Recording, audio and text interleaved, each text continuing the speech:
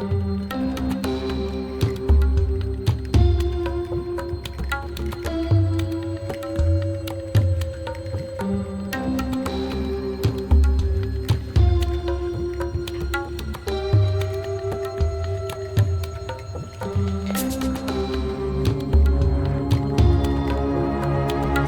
the United States the land of freedom?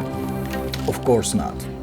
It's a country with very insidious censorship throughout its history. If you think contrary to American policies, you are excluded by insidious and strategic plans, especially out of the economy. Marlon Brando's life and others are good examples for this. You can also learn about what happened to Abbie Hoffman from my video about him.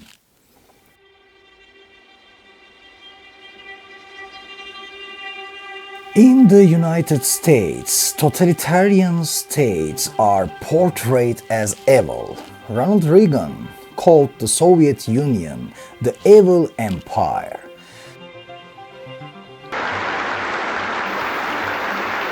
Aggressive impulses of an evil empire to This statement is of course true. A totalitarian state crushes the dignity of humanity. But if you look a little more carefully at the myth of democracy in the United States of America and analyze it a little bit, you will see that is a big lie. Some of the demonstration leaders saying, keep your cool.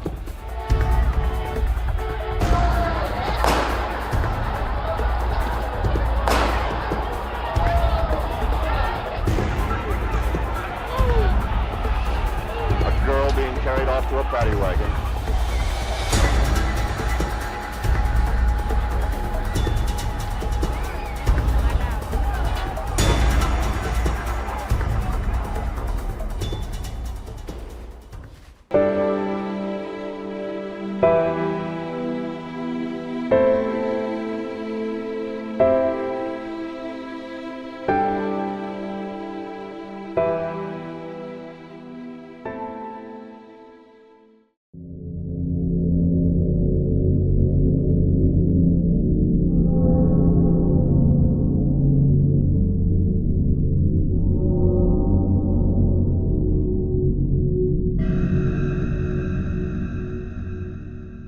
The United States of America is a colonial state, just like any other empire. It keeps all its occupations and the satellite states it tries to influence a certain capitalist path for its own economic and corporate interests. The best example of the Israel state. The state of Israel is one of the many satellites of the United States of America. Turkey, Greece, Thailand, Argentina, Colombia, and many others follow the policies of the United States. A colonial state cannot be expected to be free. It has many strategies and anti-democratic attitudes. One of the hundreds of examples of this is Hays Code. The motion picture production code is the content censorship applied to most motion pictures released by major studios in the United States from 1934 to 1968. The CIA created a set of industry guidelines for self-censorship. It's also named after Will H. Hays, who served as president of the Motion Picture Producers and Distributors of America, MPPDA, from 1922 to 1945. Under Hays' leadership, the Motion Picture Association of America, MPAA, and the Motion Picture Association, MPA, adopted the production code in 1930 and began strict enforcement in 1934.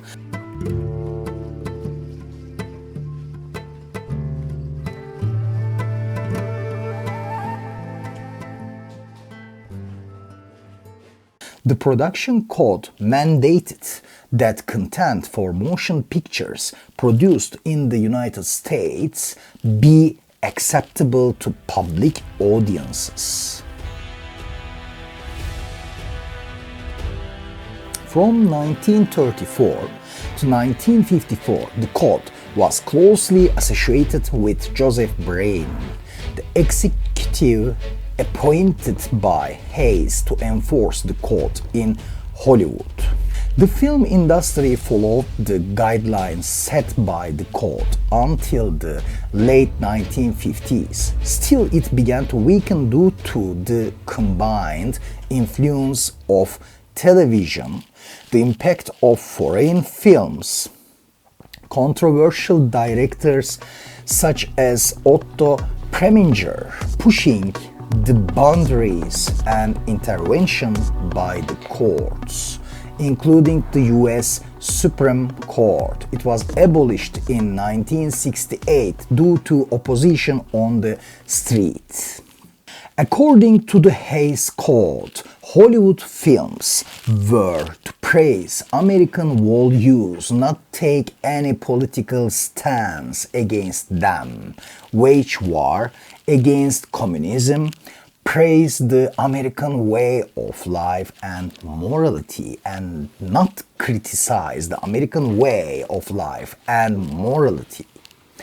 Otherwise, films that opposed this would be blocked at the production stage. The companies would never purchase these scripts, and non-conforming films would be economically curtailed.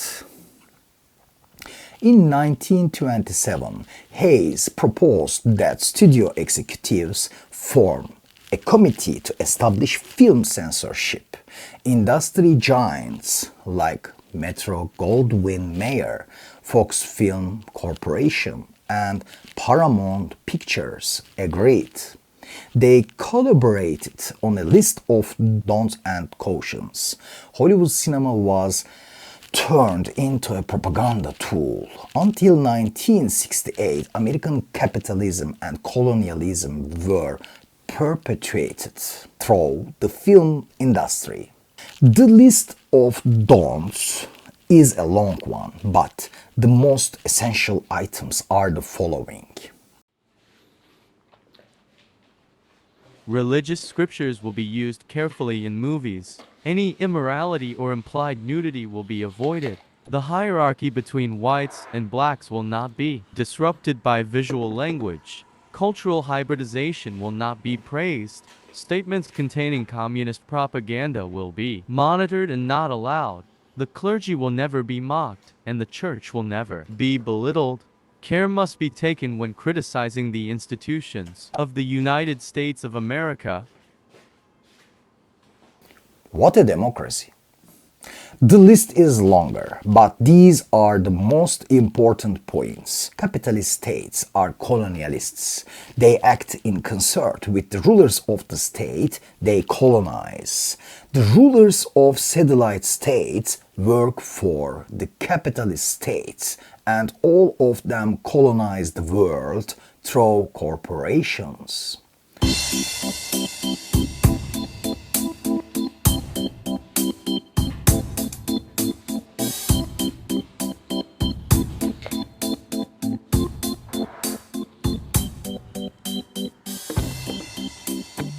Hollywood cinema, as a powerful medium, is in charge of constructing and reinforcing the capitalist lifestyle and colonial relations in our minds.